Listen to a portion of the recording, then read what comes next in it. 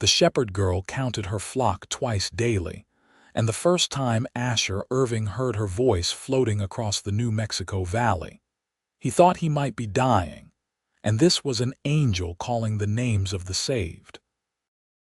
It was 1876, and Asher had been driving cattle from Texas to the railhead in Colorado for the better part of 3 months.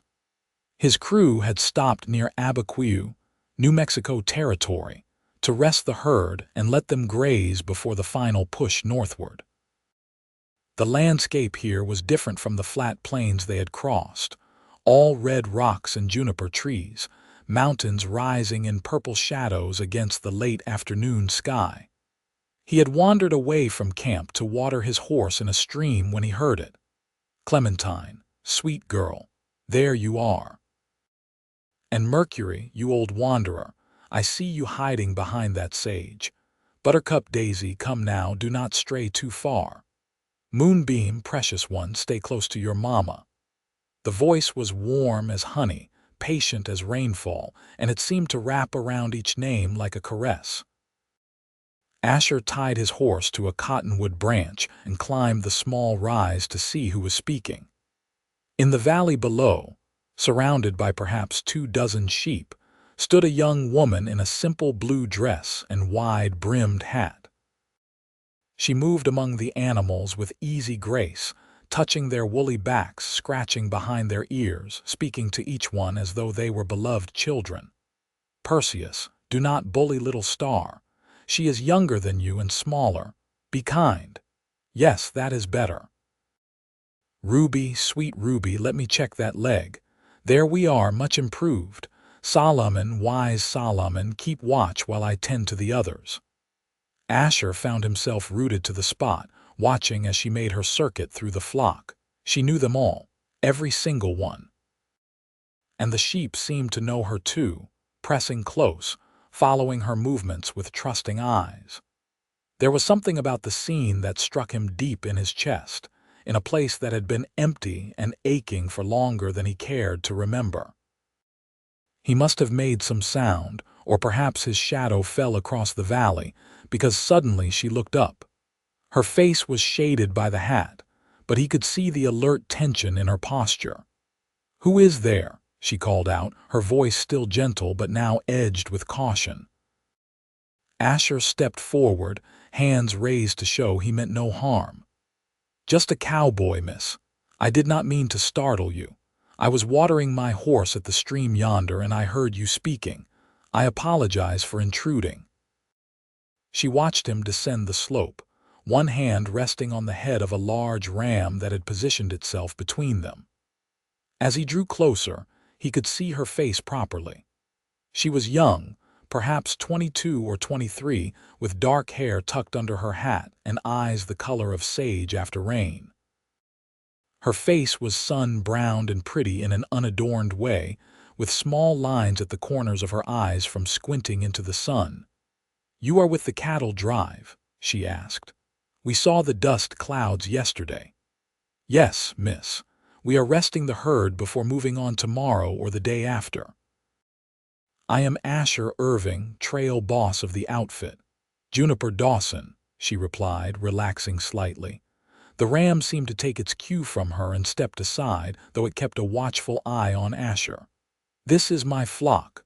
My land extends from the stream to those red rocks to the east. Your land."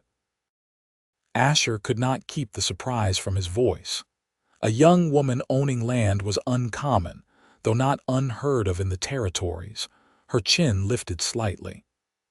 "My father left it to me when he died 2 years ago. I run the sheep alone, with some help from hired hands during shearing season." "I did not mean any disrespect," Asher said quickly. "I was just surprised. It is a lot of work for one person. I manage." Her tone was cool now, defensive. Asher realized he was handling this poorly. He searched for something else to say, something that would not offend her further. His eyes fell on the nearest sheep, a small white one with a black face. "That one there, what did you call her?" "Star." Juniper's expression softened immediately. Yes, she was born this spring under a sky so full of stars I could hardly count them. She is the youngest of the flock. And you know all their names, all of them, of course. She said it as though there could be no other way. They are my flock. How could I not know their names? Asher shook his head in wonder. I have been working cattle for 10 years, miss, and I could not tell you the name of a single steer in that herd back there. They are just cattle, numbers to be tallied and sold. Something flickered across her face, something that might have been sadness or pity. These are not just sheep to me. They are my responsibility, my livelihood, yes, but more than that. Each one has its own nature, its own fears and preferences. Solomon there, the big ram, he is brave and protective. He positions himself between me and any perceived threat, as you saw. Mercury is curious and wanders off to investigate everything. Clementine is gentle and patient with the young ones. How could I tend them properly if I did not know them? The way she spoke, the tenderness that infused every word, struck something deep in Asher's heart. He had been drifting for so long, moving from one job to the next, one town to another, belonging nowhere and to no one. The cattle were just cattle, the other cowboys just men to work alongside. Nothing had a name that mattered. Nothing was known in the way Juniper knew her sheep. That must be a comfort, he heard himself say, to be known like that. Juniper tilted her head, studying him with those sage green eyes. Do you not have a home, Mr. Irving? People who know you. Just Asher, please. And no, not really. My parents died of fever when I was 16. I have been on the trail ever since. The other men on the drive, they are good fellows, but we work together, not much more. Come fall, we will scatter to different ranches or different crews. That sounds lonely. It was lonely, though Asher had never quite let himself think the word before. He had told himself he preferred the freedom, the movement, the open sky. But standing here listening to this woman speak her sheep's names with such care, he felt the loneliness like a physical weight. Maybe it is, he admitted. They stood in silence for a moment, the sheep grazing peacefully around them. The sun was lowering toward the mountains, painting everything in gold and amber light. You should get back to your camp before dark, Juniper said finally. The way can be treacherous if you do not know it. Will you be all right out here alone? A small smile touched her lips. I am never alone. I have 26 companions, each with their own name. Asher wanted to say something else to prolong the conversation, but he could not find the words. Instead, he nodded and touched the brim of his hat. It was a pleasure meeting you, Miss Dawson, and your flock. Safe travels, Asher. He climbed back up the rise and retrieved his horse, but before mounting, he looked back. Juniper had returned to her rounds, speaking softly to the sheep, touching them with gentle hands. The scene was so peaceful, so full of quiet care, that Asher felt something shift in his chest, like a door opening in a room that had been locked for years. That night at camp, Asher could not stop thinking about the shepherd girl and her named flock. The other cowboys sat around the fire, playing cards and telling the same stories they had told 100 times before. Usually, Asher would join them, but tonight he sat slightly apart, staring into the flames and seeing instead a girl in a blue dress, surrounded by sheep who knew her voice. You all right, boss? That was Charlie, his segundo, a weathered man of 40 with a thick mustache. You have been quiet as a church mouse since you came back from the stream. Just tired, I suppose. Charlie studied him with knowing eyes. Would not have anything to do with that pretty little shepherd girl, would it? Some of the boys saw you talking to her. Asher should have known nothing stayed private on a cattle drive. I was just being neighborly, making sure our herd would not cause problems for her flock. Uh-huh. Charlie did not sound convinced. Well, she is a curious one, that Juniper Dawson. Folks in town say she is as stubborn as they come. Turned down 3 marriage proposals in the last year alone. Says she does not need a man to run her land. Good for her, Asher said, meaning it. Hard life, though, for a woman alone. I admire her grit, but I do not know how long she can keep it up. Sheep ranching is not easy work. Asher thought of the way she had moved among her flock, the confidence and competence in every gesture. She seems to be managing just fine. Maybe so. Charlie poked at the fire with a stick, sending up a shower of sparks. But everybody needs help sometimes. Everybody needs somebody. The words echoed in Asher's mind long after he rolled himself in his blanket and tried to sleep. Everybody needs somebody. He had been telling himself for years that he did not, that he was fine on his own, that freedom was worth the loneliness. But hearing Juniper speak to her sheep with such tenderness, seeing the care she gave to knowing each one, had awakened something in him. A hunger, a wanting. Not just for companionship, but to be known like that. To have someone speak his name with that kind of gentle recognition. The next morning, Asher told Charlie to ready the herd for departure the following day. They would need to check for strays and make sure the cattle were well rested and watered. Meanwhile, Asher found himself riding back toward the stream, toward the valley where Juniper kept her flock. He found her in nearly the same spot as the day before, though this time she was tending to a sheep that seemed to be limping. She looked up as he approached, surprise and something else, maybe wariness, crossing her face. "Mr. Irving, I did not expect to see you again." "I told you it is just Asher." He dismounted and walked closer, keeping his movements slow and non-threatening. "Is that one injured?" "Jasper picked up a stone in his hoof yesterday. I am just making sure it is healing properly." She ran her hand along the sheep's leg with practiced care. "It looks good. He should be fine. You have a gift with them." Juniper glanced up at him, then back down at Jasper. "It is not a gift, it is attention, care. Anyone could do it if they took the time." "I do not think that is true." Asher crouched down beside her, watching as she checked the hoof one more time before releasing the sheep. "I think you have something special. The way you speak to them, the way you know each one. It is remarkable." She stood, brushing dirt from her skirt. "Why are you here, Asher? Should you not be preparing to move on?" He stood as well, meeting her eyes. "We leave tomorrow, but I wanted to see you again before I left, to hear you speak to them again." Why? It was a fair question, and one Asher was not sure how to answer honestly without sounding like a fool. But something about Juniper made him want to try, made him want to be truthful.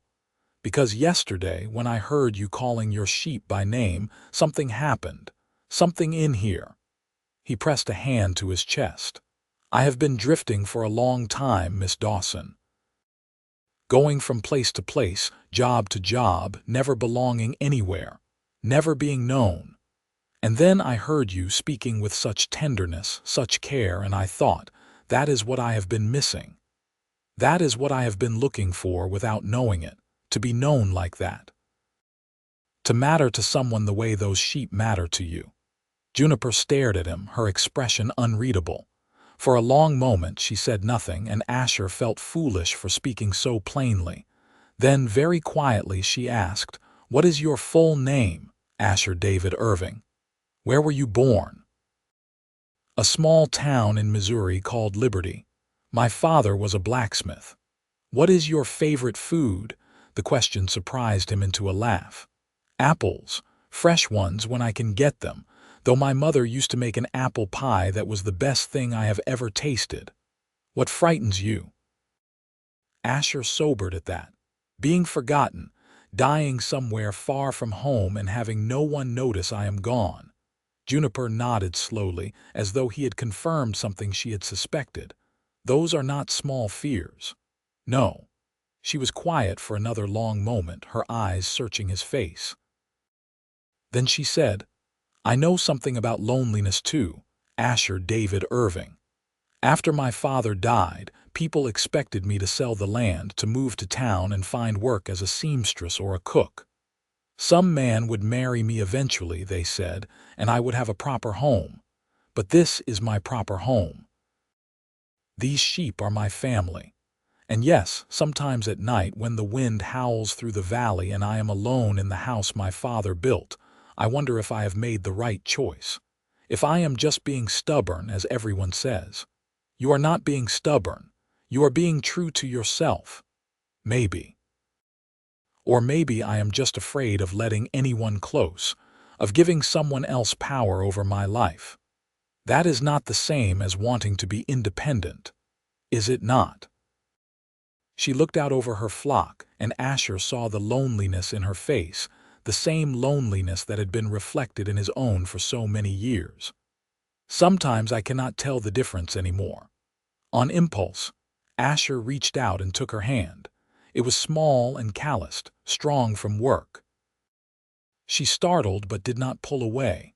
I leave tomorrow, he said, but I would like to come back. After we deliver the herd and I get paid, I would like to come back here and see you again if you would allow it. Why? Her voice was barely above a whisper. Because I think you know something about caring for living things that I want to learn.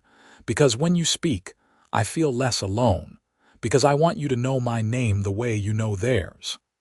He gestured toward the sheep with his free hand. I want to matter to someone. And I would like that someone to be you. Juniper looked down at their joined hands, then back up at his face. Whatever she saw there seemed to reassure her, because her fingers tightened around his. It is a long journey to Colorado and back. A month, maybe a bit more. That is a long time.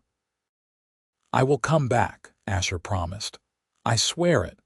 She studied his face for a long moment, and he let her look, let her see whatever she needed to see. Finally, she nodded. Then I will be here, me and my 26 companions. Asher smiled, and it felt like the first real smile he had given in years. Will you tell me about them? All of them. So I can remember while I am gone. And so Juniper walked him through her flock, introducing him to each sheep by name and nature. There was Solomon the brave, Mercury the wanderer, Clementine the gentle, Star the young. There was Beatrice, who loved to be scratched behind the left ear but not the right. Gabriel, who was afraid of thunder. Moonbeam, who always stayed close to her lamb, Aurora. Perseus, who was competitive with the other rams. Ruby, who had injured her leg last spring and still walked with a slight limp. Asher listened to every word, committing it all to memory. The names, the stories, the way Juniper's face softened when she spoke of each animal. She was sharing something precious with him, he realized. This was her world, and she was inviting him into it. By the time she finished, the sun was high overhead. Asher knew he needed to get back to camp, but he was reluctant to leave. Thank you, he said, for sharing them with me. Thank you for caring enough to listen. He wanted to kiss her. The urge was sudden and strong, but he held back. It was too soon, too presumptuous.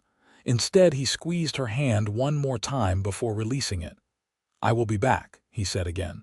I promise. Safe travels, Asher David Irving. He mounted his horse and started to ride away, then turned back.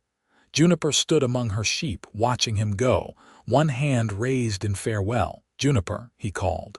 Yes. What is your middle name? She smiled, and it transformed her face. Rose, Juniper Rose Dawson. Juniper Rose Dawson, he repeated, tasting the name. I will remember. The journey to Colorado took 2 weeks of hard driving. The cattle were ornery in the heat, and they lost 3 to a flash flood in a canyon. But Asher pushed them on, eager to complete the job and begin the journey back to New Mexico. Back to Juniper. At night, when the cattle were bedded down and the other men were sleeping, Asher would lie awake and recite the names of the sheep. Solomon, Mercury, Clementine, Star, Beatrice, Gabriel, Moonbeam, Aurora, Perseus, Ruby. There were 16 more, and he went through them all, making sure he remembered each one. It was a tether, a connection to Juniper across the miles. Charlie noticed his distraction and commented on it more than once. "You have got it bad, boss. I have never seen you so eager to finish a drive before." "I just want to get paid and have some time off," Asher said, but Charlie just laughed.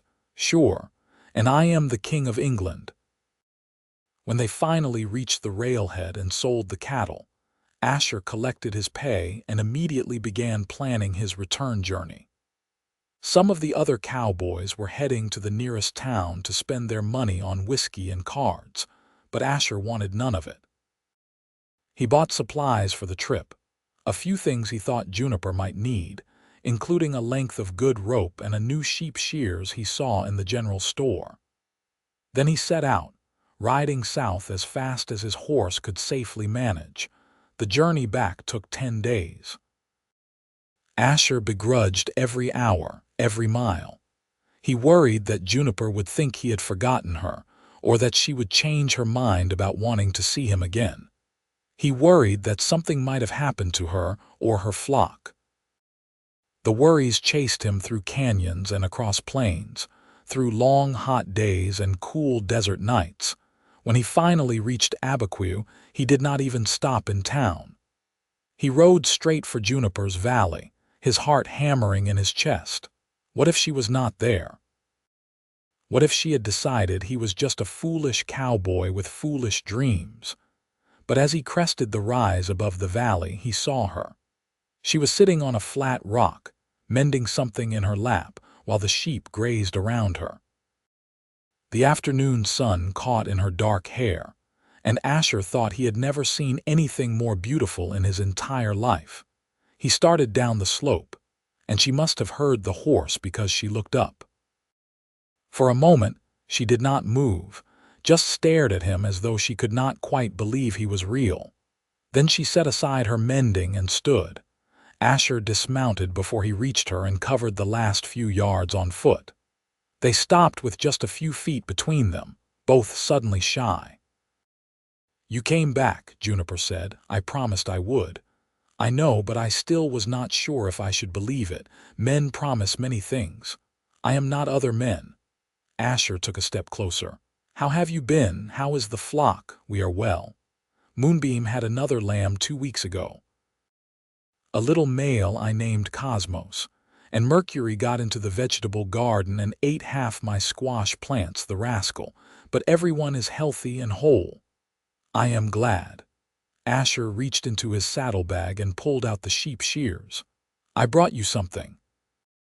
The man at the store said these were the best quality from back east. Juniper took them, running her fingers over the sharp blades and smooth handles. "These are lovely. Thank you. Mine are getting dull. And I brought rope and some coffee and a few other things I thought you might need." "You did not have to do that. I wanted to." He hesitated, then added, "I wanted to take care of you, even in a small way." Juniper looked up at him, and there were tears in her eyes. "No one has taken care of me since my father died. I did not realize how much I missed it until just now." "Then let me," Asher said. "Let me care for you, Juniper Rose Dawson.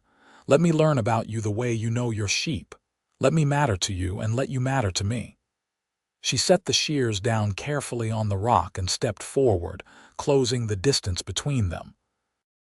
Then she reached up and touched his face, her calloused palm gentle against his cheek.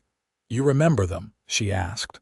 "The names I told you, everyone." Solomon, Mercury, Clementine, Star, Beatrice, Gabriel, Moonbeam, Aurora, Perseus, Ruby, Jasper, Buttercup, Daisy, Willow, Thunder, Lightning, Snowflake, Honey, Bramble, Sage, River, Dust, Wind, Dawn, Twilight, and Little Harmony. And now Cosmos makes 27. Juniper's tears spilled over, running down her cheeks. "You remembered." "I told you I would. I recited them every night while I was gone. It made me feel closer to you." She laughed through her tears. "That is the most romantic thing anyone has ever said to me." "Then the men around here are fools." And then, finally, he kissed her, It was gentle and sweet, full of promise and hope. Juniper kissed him back, her hands sliding up to his shoulders, and Asher felt something settle into place inside him. This was what he had been searching for. Not just companionship, not just affection, but this sense of coming home. When they finally pulled apart, both breathing hard, Juniper said, "I have been lonely too, Asher. So lonely. But I was afraid to trust anyone, afraid to let someone in who might try to change me or take what is mine. I do not want to change you. I love you exactly as you are. And this land, this flock, they are yours. I would never try to take them from you. What will you do, though, if you stay here, I mean? You are a cowboy. You drive cattle. There is no place for that here." It was a fair question, and one Asher had been thinking about during the long ride back. "I have some money saved, and I just got paid for the drive. I could buy a small herd of cattle, graze them on the open range nearby. Or I could learn about sheep from you. Or I could find work on one of the ranches around here. I am not particular about the work, Juniper. What matters to me is being here with you. You would give up the trail, the freedom." It was never really freedom. It was just running. "I am tired of running. I want to stay somewhere. I want to belong to someone. I want to be known." Juniper reached up and kissed him again, softer this time. "Then stay. Help me with the flock. Learn their names and their natures. Build a life here with me if you want it." "I want it," Asher said. "More than I have wanted anything in my whole life." And so he stayed. He built a small lean-to for his things beside Juniper's house, though she invited him to sleep inside when the nights grew cold. He learned the rhythms of sheep ranching, which were different from cattle in 100 small ways. Sheep needed more attention, more individual care. They were prey animals, nervous and flighty, and they looked to the shepherd for guidance and protection in ways that cattle never did. Asher learned to check their hooves for stones and rot, to watch for signs of illness, to guide them to the best grazing. He learned which plants were good for them and which were poisonous. He learned to spin wool, a skill that surprised him with its meditative quality. Most importantly, he learned to know them as individuals, the way Juniper did. It was not always easy. Solomon the ram tested him repeatedly, trying to establish dominance. Mercury the wanderer led him on more than one long chase across the valley. But slowly, the sheep began to accept him as part of their world. They learned his voice, his scent, his particular way of moving among them. And Asher felt himself settling into this new life, into this new identity. Not just a drifter, not just a cowboy, but a shepherd. A man with a home and a purpose. And always, there was Juniper. She taught him everything with patience and humor, never mocking when he made mistakes, always encouraging when he got things right. They worked side by side through the long days, and in the evenings, they would sit on the porch of her little house and watch the sun set over the red rocks while the sheep settled down for the night. They talked about everything. Asher told her about growing up in Missouri, about his parents and the fever that took them, about the long years of drifting. Juniper told him about her father, a gentle man who had loved this land and taught her to love it too. She told him about her mother, who had died in childbirth when Juniper was 12, and how she had become her father's helper and companion. She told him about the loneliness after he died, the weight of running the ranch alone, the marriage proposals from men who saw only the land or only a woman who needed saving, never seeing her. "I see you," Asher told her one evening as the stars began to emerge. Juniper Rose Dawson. Strong and capable and tender and fierce. I see all of you and I love all of you. She turned to him, her face soft in the twilight. I see you too, Asher David Irving, and I love you. It was the first time either of them had spoken the words plainly, without qualification or hesitation. Asher felt them settle into his bones, warm and right. 3 months after he returned to Abiquiu, Asher rode into town and bought a ring from the jeweler. It was simple silver with a small turquoise stone, the color of the New Mexico sky. That evening, as they sat on the porch after a long day, he took Juniper's hand. "I know we have not known each other very long," he said. "And I know you value your independence. I do not want to take that from you. But Juniper, I love you, and I want to spend the rest of my life with you. I want to know you more deeply than I know anyone or anything else. I want to work beside you and sleep beside you and grow old beside you. Will you marry me?" Juniper looked at the ring, then at his face. Her eyes were bright with tears, but she was smiling. "Yes," she said simply. "Yes, Asher. I will marry you." They were wed in late autumn of 1876 in a small church in Abiquiu. There were not many guests, just a few of the townspeople who had befriended Juniper over the years, and Charlie, who Asher had sent word to and who traveled down from Colorado for the occasion. The ceremony was simple, but when Asher slipped the ring onto Juniper's finger and kissed her as his wife, he felt richer than any cattle baron. They spent their wedding night in the house that was now theirs together, and the next morning they woke to tend the flock as they did every morning. But everything felt different now, charged with new meaning. This was not just work. This was their life, their shared purpose, their home. Winter came, cold and sharp. They kept the sheep closer to the house, making sure they had enough hay and water. Asher built a better shelter for them, reinforcing the walls and roof against the wind and snow. On the longest, coldest nights, when the fire burned low and the wind howled outside, Asher would hold Juniper close and marvel at how completely his life had changed. A year ago, he had been alone and drifting, belonging to no one and nowhere. Now he had a wife, a home, a purpose. He knew every sheep in the flock by name and nature. He knew which ewes would lamb in the spring and which rams were best for breeding. He knew where the best grazing was in each season, where the water ran clearest, where the shade was deepest in summer.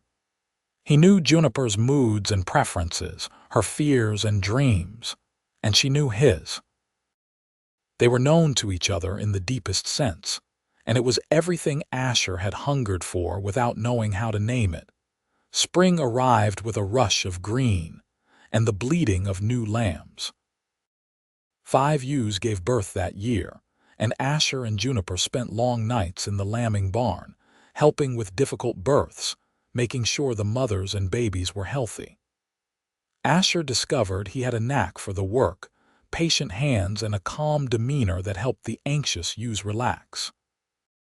Juniper watched him with one of the newborn lambs cradled in his arms, his big calloused hands gentle as he checked it over, and her heart swelled with love. "You are a good shepherd," she told him. Asher looked up, the lamb still nestled against his chest. "I learned from the best." "What should we name this one?" Juniper asked. Asher considered the tiny creature, its white wool still damp, its dark eyes beginning to focus. "What about Hope? She was born at dawn when the light was just coming back." "Hope," Juniper repeated, trying it out. "Yes, Hope is perfect." They named the other new lambs together: Promise, Wonder, Grace, and Joy. The flock grew, and so did their life together. Asher used some of his saved money to buy a few head of cattle, which he grazed on the open range beyond Juniper's property. It was not a large operation, but it brought in a bit of extra income and gave Asher a chance to use his cowboy skills. He hired a boy from town to help with the cattle during the busiest times, and the boy, Miguel, proved to be hardworking and eager to learn. By their second anniversary, the ranch was thriving. The sheep were healthy and numerous, the cattle were fattening on good grass, and Asher and Juniper had saved enough money to make some improvements to the house. They added a second room and a larger porch, and Asher built Juniper a workshop where she could spin and dye wool in peace. And then, in the spring of 1879, Juniper discovered she was with child. She told Asher one evening as they walked the perimeter of the flock, checking on the sheep before nightfall. She had been feeling tired and unwell for weeks, and when the town doctor confirmed her suspicions, she could hardly contain her joy and fear. Asher stopped walking and turned to face her, his expression unreadable. A baby. Yes. Due in late autumn, the doctor thinks. For a long moment, Asher said nothing, and Juniper felt a flutter of worry. Did he not want children? They had never explicitly discussed it, both so focused on building their life together. Then Asher's face broke into the widest smile she had ever seen. He swept her up in his arms, spinning her around until she laughed and begged him to stop. "We are going to have a baby," he said, his voice full of wonder. "A child, our child." "Yes. Are you happy?" "Happy, Juniper, I am beyond happy. I am overcome. A child who will grow up here knowing this land, knowing the flock. A child who will be surrounded by love and care. Who will always be known and cherished." Juniper felt tears prick her eyes. "I am frightened too. My mother died giving birth. What if something goes wrong?" Asher set her down gently and cupped her face in his hands. "Nothing will go wrong. You are strong and healthy. And I will be right there with you, every step of the way. We will get through this together." True to his word, Asher barely left Juniper's side as her pregnancy progressed. He took over more of the heavy work, insisting she rest when she grew tired. He brought her water and made sure she ate well. He talked to the growing baby, his head resting on her swelling belly, telling stories about the flock and the land, about his own childhood and the life they would build together. The sheep seemed to sense the change too. They were gentler with Juniper, careful not to jostle her. Solomon the ram, now quite old, would sometimes lie near her when she rested in the shade as though standing guard. "They know," Juniper said one afternoon, watching the flock graze peacefully. "They know something important is happening." "They love you," Asher replied. "They want to take care of you, the way you have always taken care of them." In November of 1879, on a cold, clear night when the stars were brilliant overhead, Juniper went into labor. Asher rode to town to fetch the doctor and the midwife, and then he stayed by Juniper's side, holding her hand, wiping her forehead, whispering words of encouragement. The labor was long and difficult. There were moments when Asher felt terror grip his heart, moments when he thought he might lose her. But Juniper was strong, stronger than he had ever imagined. She bore down with each contraction, her hand crushing his, her face set with determination. And then, just as the first light of dawn touched the mountains, a baby's cry split the air. The midwife worked quickly, and moments later she placed a squalling, red-faced infant in Juniper's arms. "A boy," the midwife announced. "A healthy, strong boy." Asher stared down at his son, this tiny person who had not existed in the world just moments before, and felt his heart expand in ways he had not known were possible. The baby had dark hair like Juniper and a determined set to his tiny mouth. "Hello," Asher whispered, reaching out to touch one perfect, minuscule hand. The baby's fingers wrapped around his, and Asher was lost. "Hello, little one." Juniper looked up at him, exhausted but radiant. "What should we name him?" Asher thought of the dawn breaking as his son was born, of new beginnings and hope fulfilled. "August. August David Irving." "August," Juniper repeated, smiling. "Yes, our August." The baby slept in his mother's arms while the midwife and doctor finished their work and pronounced both mother and child healthy. Asher finally stepped outside as the sun cleared the horizon, and he found that the entire flock had gathered near the house. They stood in a loose semicircle, quiet and watchful, as though they too had been waiting for news. "It is a boy," Asher told them, feeling only slightly foolish for speaking to sheep. Mother and baby are well. His name is August." Solomon the ram made a low sound, almost like approval, and the rest of the flock seemed to relax. They began to graze again, moving slowly away from the house, giving the new family peace. The first months with a baby were harder than either Asher or Juniper had anticipated. August was colicky and did not sleep well, which meant neither did they. The work of the ranch still had to be done, and now there was also a tiny, demanding human who needed constant care. They took turns walking him at night, swaying and bouncing and singing until he finally settled. They learned to work with one hand while holding him in the other. Miguel proved invaluable, taking over more of the day-to-day work so Asher could help with the baby. But for all the exhaustion and chaos, there was also profound joy. August's first smile, his first laugh, the way he would quiet at the sound of his mother's voice or his father's. The way he stared with wonder at everything, learning the world moment by moment. When August was 6 months old, Asher took him out to meet the flock. He held the baby carefully, walking among the sheep, introducing him to each one. "This is Solomon, who is very old and very wise, and this is Mercury, who is too curious for his own good. This is Clementine, who is the gentlest soul you will ever meet. And here is little Hope, who was born the spring before you." The sheep seemed fascinated by the baby, sniffing at him carefully, their dark eyes soft.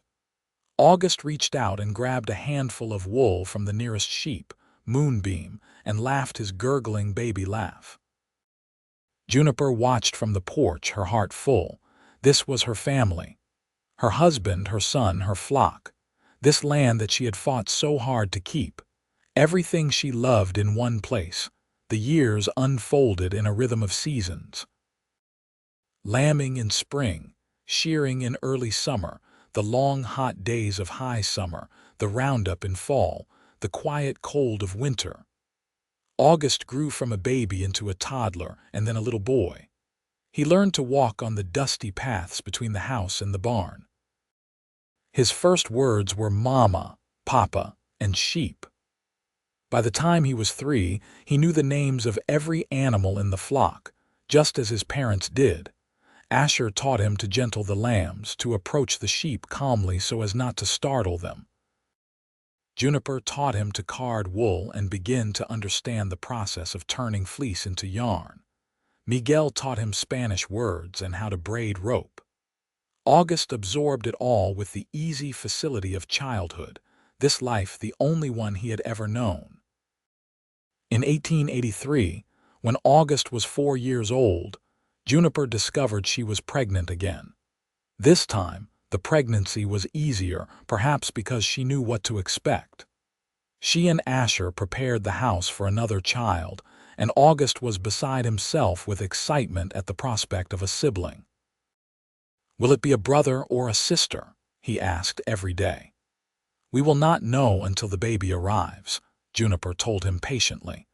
"But either way, it will be someone for you to love and take care of." The baby was born in June of 1884, in the early morning when the birds were just beginning to sing. It was a daughter, with her father's light eyes and her mother's delicate features. They named her Alice Mee Irving, and she was as different from August as night from day. Where he had been fussy and wakeful, she was calm and content. She would lie in her cradle for hours, watching the light move across the ceiling, making small cooing sounds. August was enthralled with his baby sister. He would sit by her cradle and tell her about the flock, carefully repeating the names and characteristics his parents had taught him.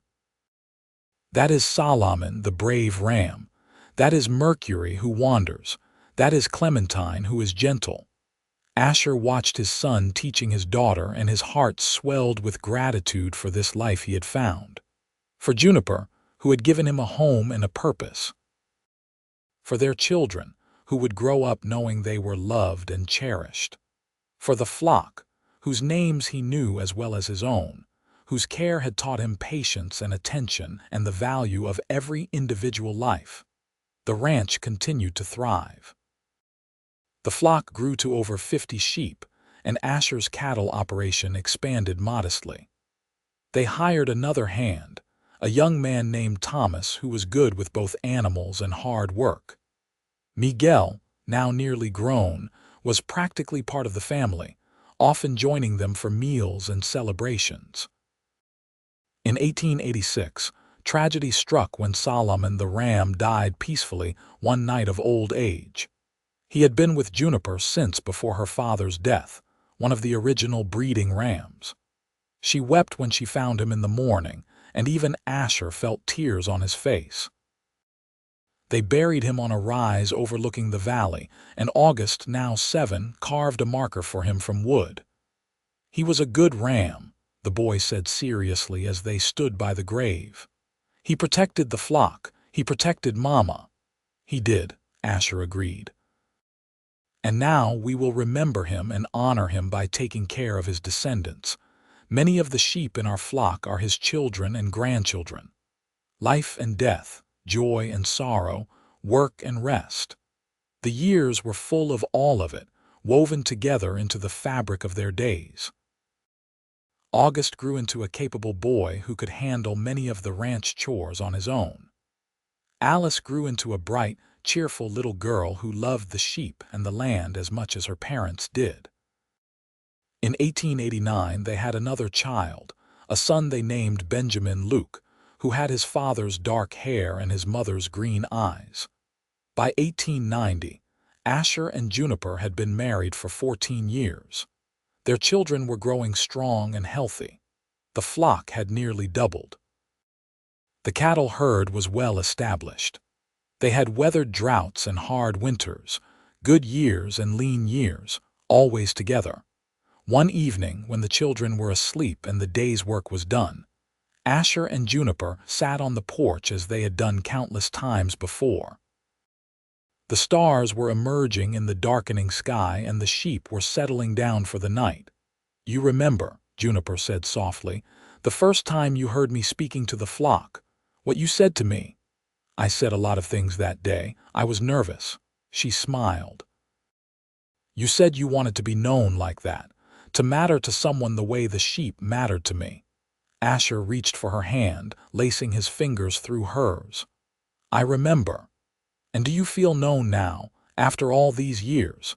He considered the question seriously, thinking about their shared life. The work and the children, the conversations and the silences, the laughter and the tears. The way Juniper knew when he needed to talk and when he needed quiet.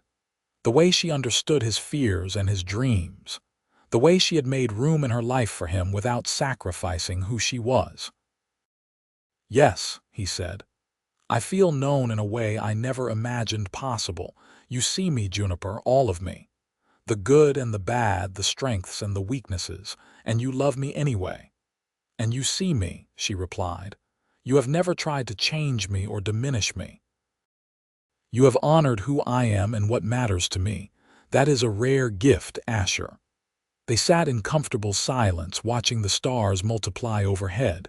After a while, Asher said, "Do you remember when I asked you to tell me all their names? The sheep, of course. I think about that sometimes. How that was the moment I really began to understand what it meant to care deeply about something, to pay attention, to take the time to know each one as an individual. You taught me that, Juniper, and it changed everything. You gave me something too," she said. "You gave me companionship without domination. Love without possession. You helped me see that letting someone in did not mean losing myself, that I could be strong and independent and still need someone, still love someone." Asher brought her hand to his lips and kissed it gently. "We have built something good here, something true." "Yes," Juniper agreed, "we have." The years continued their steady march. August grew into a young man, capable and responsible, with his own ideas about ranching and land management. He courted a girl from town, the daughter of the doctor who had delivered him. They married in 1895 when August was 16 and his bride, Sarah, was 17. It was young, but they were mature beyond their years, raised in hard work and clear purpose. They built a small house on the far edge of the property, starting their own life while remaining close to family. Alice became a skilled weaver, her hands quick and sure at the loom. She sold her blankets and rugs in town, adding to the family's income. She was in no hurry to marry, content with her work and her family and the freedom of the open land. Benjamin grew into a thoughtful boy who loved books as much as he loved the ranch. He would read to the sheep sometimes, sitting among them with whatever book he had borrowed from the small library in town, his voice rising and falling in the afternoon quiet. And through it all, Asher and Juniper remained the heart of it. They were graying now, their faces lined by sun and wind and years of outdoor work. But their love had not diminished. If anything, it had deepened, matured like fine wine, growing richer and more complex with time. In 1899, on their 23rd anniversary, Asher took Juniper back to the spot where they first met. The valley looked much the same as it had that day in 1876, when a wandering cowboy had heard a shepherd counting her flock and stopped to listen. "I was lost," Asher said, standing where he had stood all those years ago. "Drifting, empty, and then I heard your voice speaking with such tenderness, such care, and something in me woke up, something that had been sleeping for a very long time." "I was lonely," Juniper replied. "Proud and stubborn and so afraid of needing anyone. And then you asked me to teach you the names. You wanted to know them, to care about them. And I realized that maybe letting someone in was not weakness. Maybe it was the bravest thing I could do." "I love you," Asher said. "I have loved you from that first day, though I did not have words for it then. You gave me a home, a purpose, a family. You taught me what it means to be truly known." "And I love you," Juniper said. "You have been my partner and my friend, my companion and my love. You saw me for who I was and never tried to make me smaller. You made my world bigger instead." They kissed there in the valley, surrounded by the descendants of the flock Juniper had tended all those years ago. Some of the original sheep were still alive, ancient and respected. Mercury, the wanderer, now moved slowly, staying close to the others. Clementine, the gentle, had lived to see many generations of lambs. They were landmarks of the life Asher and Juniper had built together, witnesses to their love. As the new century dawned, bringing 1900 and all its promise, the ranch stood as proof of what could be built with patience and attention and care. August and his wife Sarah had given Asher and Juniper 2 grandchildren, a girl named Lily and a boy named Samuel. They would grow up here, learning the names of the sheep and the rhythms of the land. Just as their father had, Alice married a teacher from town in 1901, a quiet man who loved her fierce independence and supported her weaving business. They built a house near August's, and the family compound grew. Benjamin, at 12, announced his intention to become a veterinarian so he could care for animals professionally.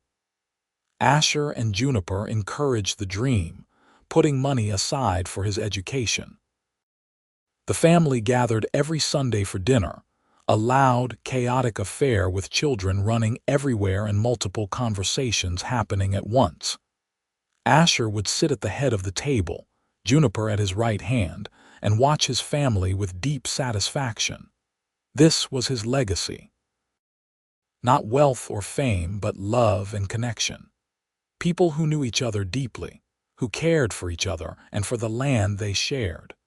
One Sunday in the spring of 1903, after the dinner dishes were cleared and the children were playing outside, August approached his father. "I have been thinking," the young man said, "about the name of the ranch. We have never really called it anything except the place or home, but I think it deserves a proper name, something that captures what it means. What do you suggest? Asher asked, intrigued. Known Valley Ranch, August said. Because of what you told me about when you and Mama met. How you heard her calling the sheep by name and wanted to be known like that. This place, this family, we know each other. We care for each individual, animal and human. We make sure no one is forgotten or lost. That is what matters here. That is what makes this place special. Asher felt his throat tighten with emotion. His son, his firstborn, understood. He had absorbed the lesson and was ready to pass it on to his own children. Known Valley Ranch, Asher repeated. Yes, that is perfect. They had a sign made by a craftsman in town, and they hung it at the entrance to the property. Known Valley Ranch, it proclaimed in carved letters, and beneath it smaller, since 1876. Juniper cried when she saw it, happy tears that she did not bother to hide. Your father would have loved this, she told August. He would have been so proud of all of you, of what we have built here. Life continued its steady, beautiful march.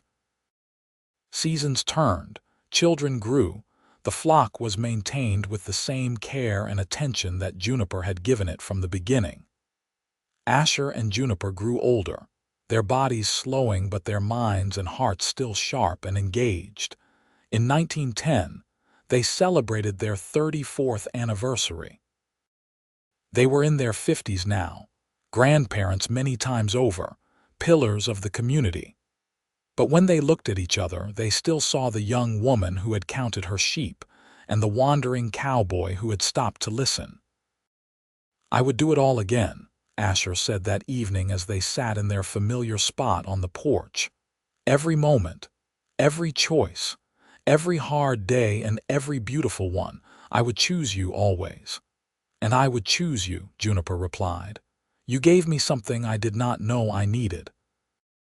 A true partner, someone to share the weight and the joy. We built something good, Asher said, something that will last beyond us. Yes, Juniper agreed. We did. The ranch thrived through the 1910s. August took over more of the day-to-day operations as Asher's joints began to ache from years of hard work. Alice's weaving business grew, and her blankets became sought after throughout the territory. Benjamin went away to veterinary school and returned in 1915 with his degree and a wife, a smart young woman named Elizabeth, who was also studying to be a veterinarian. They opened a practice in town but spent their weekends at the ranch, caring for the flock and the cattle with professional expertise. The grandchildren were growing up, some already starting to think about their own futures. But they all knew Known Valley Ranch was home, the place they could always return to. The place where they were known and loved. In 1920, Asher and Juniper celebrated their 44th anniversary. They were in their 60s now, their hair fully gray, their faces deeply lined. But their love remained constant, a steady flame that had warmed them through decades. That fall, as they did every fall, they walked the perimeter of the land, checking on the flock, making sure all was well. The sheep were different ones than had been there in the beginning. Even sheep did not live for decades. But they were descendants of those original animals, and they were known by name, each one, just as their ancestors had been. You remember their names? Juniper asked, leaning on Asher's arm for support. The first flock, the ones who were here when we met, Solomon, Asher said immediately. Mercury, Clementine, Star, Beatrice, Gabriel, Moonbeam, all of them. I recited them every night on the trail when I was coming back to you. I will never forget. They would be proud, Juniper said softly, to see what we built, what they helped us build. They taught me to pay attention, Asher said, to care about the individual, not just the mass. That was your gift to me, Juniper. You showed me how to love specifically, particularly, how to know and be known. They stood together in the falling darkness, the stars beginning to emerge overhead. The sheep were settling for the night, trusting in the care of their shepherds. The land stretched around them, familiar and beloved. The house glowed with lamplight, full of family and life. "It is a good legacy," Juniper said. "The best," Asher agreed. They would have 10 more years together, years of continued work and continued love. Years of watching their grandchildren grow and begin to have children of their own. Years of quiet mornings and peaceful evenings, of shared work and shared rest. When Asher died in 1930 at the age of 70, it was peacefully in his sleep with Juniper beside him. He had lived a full, rich life, surrounded by people who knew him and loved him. He had been a cowboy, a shepherd, a husband, a father, a grandfather. He had belonged. He had mattered. Juniper mourned him deeply but without despair. They had had 44 years of marriage, more than many people got. They had built something that would outlast them both. And he had given her what she had needed most: companionship without control, love without possession, someone who saw her truly and loved her anyway. She lived another 5 years, tending the flock with the help of her children and grandchildren, teaching the youngest generation the names and natures of the sheep. She told them the story of how she and their grandfather had met, how he had heard her counting the flock and asked to be known. "That is the secret," she would say, "to pay attention, to care about each one, not just the whole, to know and be known. That is how you build a life worth living." When Juniper died in 1935 at the age of 79, she was surrounded by family. Her last words were the names of the sheep, the first flock, the ones who had been there at the beginning. And her very last word was Asher. They buried her beside him on the rise overlooking the valley, where Solomon the ram had been buried so many years before. The family gathered for the funeral, 3 generations strong. All of them descended from that cowboy and that shepherd who had found each other in the New Mexico wilderness. Known Valley Ranch continued, passed down through the family, each generation learning to care for the flock by name. August ran it for many years before passing it to his own son. Alice's daughter took over the weaving business. Benjamin's grandchildren became veterinarians, carrying on the tradition of caring for animals with skill and compassion. And always, the story was told. The shepherd girl who counted every lamb by name. The cowboy who heard her tenderness and asked for his own name. The love that grew from that simple request to be known. The life they built together, based on attention and care and the radical act of seeing each other truly. It was a story about more than romance, though it was certainly that. It was a story about what it means to matter, to belong, to be cherished as an individual. It was a story about building something that lasts, about family and legacy and the deep satisfaction of work well done. In the end, it was a story about love in all its forms: romantic love, familial love, love for the land and the animals who shared it. Love that was specific and particular and enduring, the kind of love that changes everything, the kind of love that saves you, the kind of love that makes you known.